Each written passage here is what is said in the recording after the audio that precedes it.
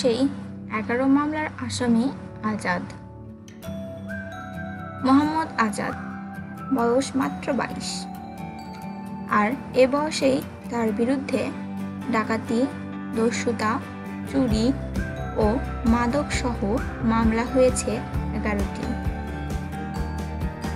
2019 সাল থেকে 2022 সালের মে মাস পর্যন্ত ঢাকার বনানী, কলাবাগান ও গুলশান সহ মোট 4টি থানায় বিভিন্ন সময় আজাদের বিরুদ্ধে এ মামলা দায়ের করা হয়।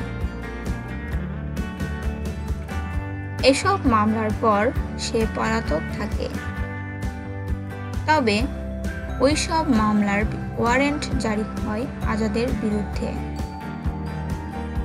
আজাদ ভোলা সদর উপজেলার মোহাম্মদ বাবুল মিয়ার ছেলে।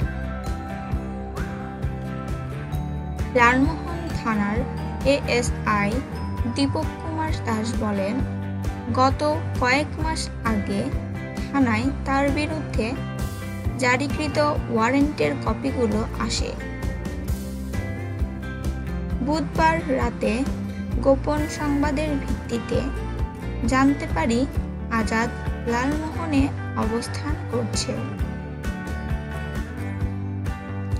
পরে অভিযান চালিয়ে বৃহস্পতিবার 8 জুলাই তাকে উপজেলার ফরাজগঞ্জ ইউনিয়নের 9 নম্বর ওয়ার্ডের মহেশখালী এলাকায় অবস্থিত তার শ্বশুরবাড়ি থেকে গ্রেফতার করতে সক্ষম হই।